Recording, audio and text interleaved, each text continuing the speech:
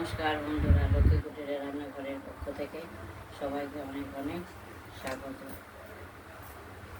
আমরা আরেকটি video recipe নিয়ে এসেছি, সেটি হলো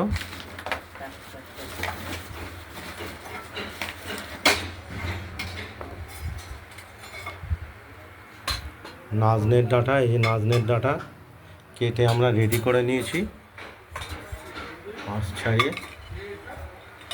আর এদিকে কড়াইটি বসানো হয়ে গেছে ওভেনটা জ্বালিয়ে।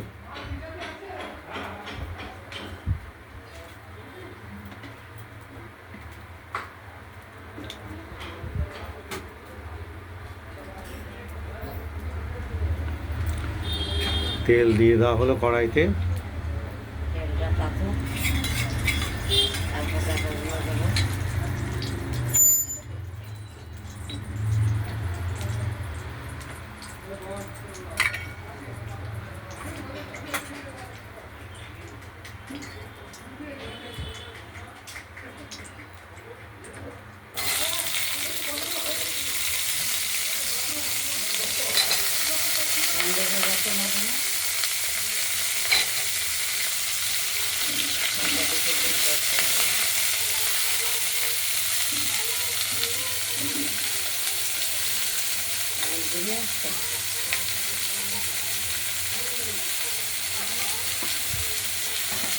ডাঁটাগুলো তেলের মধ্যে দিয়ে দেওয়া হলো, একটু নাড়াচাড়া করেছি।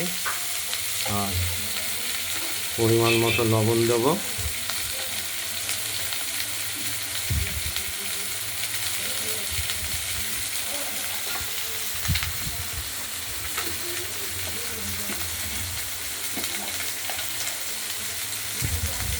খুব সামান্য পরিমাণ দেবো হলুদ, নাহলে পোস্তর গন্ধটা পাওয়া যাবে না। বেশি দিলে এই নাজনের ডাঁটা যত মোটা হবে তত খেতে স্বাদিষ্ট। হ্যাঁ, ওই তো বারান্দায় আমরা ঢাকনাটি খুলে কড়াইয়ে দেখে নিচ্ছি, নাড়াচাড়া দিয়ে দিলাম। একটু সেদ্ধ করে নিতে হবে হালকা করে, নরম হবে না। তারপরে আমরা বাটা পোস্ত এবং কাঁচা লঙ্কা দিয়ে দেবো।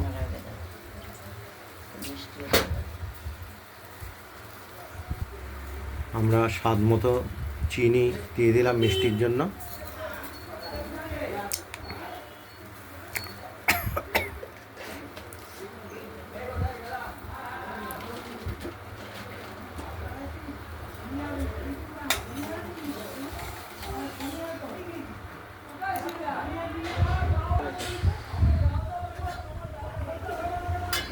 ঢাকা দিয়ে দিলাম।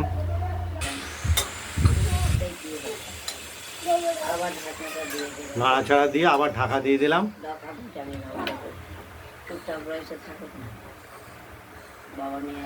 দেখতে থাকুন।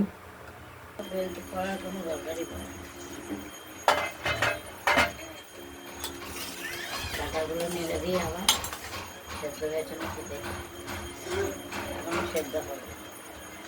মাছ না তো এলো। আর অপেক্ষাকৃত ডাঁটাগুলো একটু মোটা, একটু সময় লাগবে সেদ্ধ হতে। পোস্তটা বাটা প্রায় হয়ে এসেছে।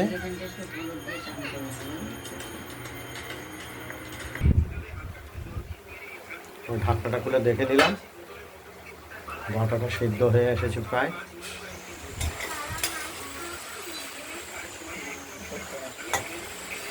আর পোস্ত বাটাটা আমরা বাটিতে তুলে নিয়েছি।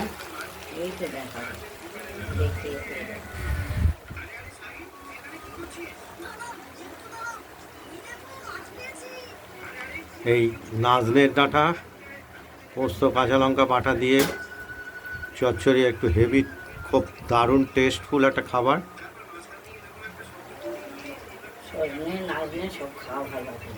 সজনে অবশ্য এখন পাওয়া যায় না, নাজনেই পাওয়া যায়।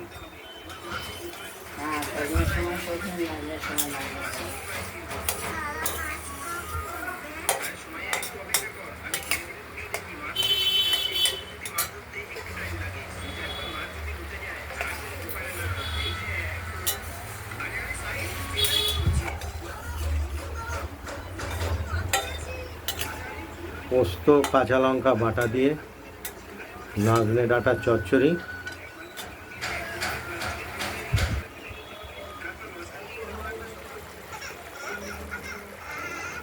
আমরা লবণ এবং মিষ্টিটা দেখে নেব, ঠিকঠাক আছে, সব কিছু ঠিকঠাক আছে। আর এই হয়েও গেছে। তরকারিটা একটু মাখো মাখোই রাখবো, মেখে খেতে ভালো লাগবে। ভাতের সঙ্গে মেখে খেতে দারুণ টেস্টফুল।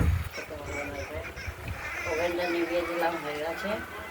এই ভিডিওটি যদি ভালো লাগে শেয়ার করবেন, কমেন্ট করবেন, আর রান্নাবান্নাটা যদি ভালো লাগে সাবস্ক্রাইব করবেন। ভালো থাকবেন, সুস্থ থাকবেন, সাবধানে থাকবেন।